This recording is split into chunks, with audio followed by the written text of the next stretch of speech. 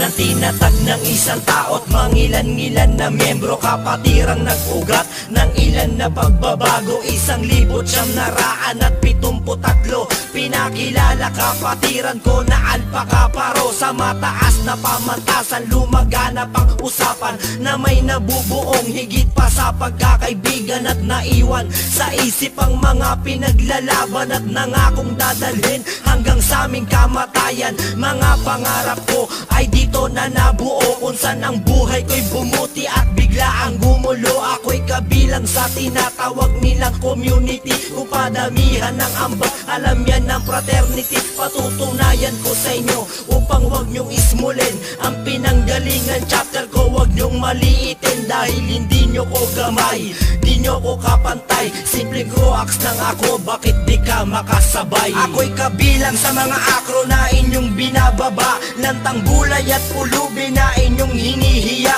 Rugby boy at mga pokpok lagi nyo na pangkutya, walang aral at mahina, tinatawag pang bakla. Irresponsable at tanga, bobo na't walang alam, pasarap buhay o inutil ang utak parang langgam. Pero naisip nyo na ba na wala kayo nito dahil di ikaw ako at hindi kami kayo? Ako'y isa sa mga akro na sa Cavite nagmula, bayang aking sinilangan at dito ko nagpunla ng pangalan na hindi pwedeng tapakan ni numan. Ang respeto na inani mananatili kailanman. Ako'y isang rap skepro na iyong nadidinig, baluarte namin ng Cavite at dito'y nagpapayanig na mga awitin at musikang sa tenga ay pumapantig. Hala sige mag-freestyle tayo kung hindi ka pabilib. Ikasyam noong Nobyembre taong 2008 nang ako ay napabilang sa alpakaparo. Mula noon aking pangarap ay dito na binuo, na mapabilang sa mahusay at magkaroon ng titulo,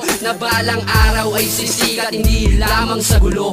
Utak lamang ang pinagana, hindi kailangan ng kamao, kasi hindi lahat ng bagay ay nakuha sa dahas. Magsimula ka muna sa ilalim bago ka dumating sa taas. At tanda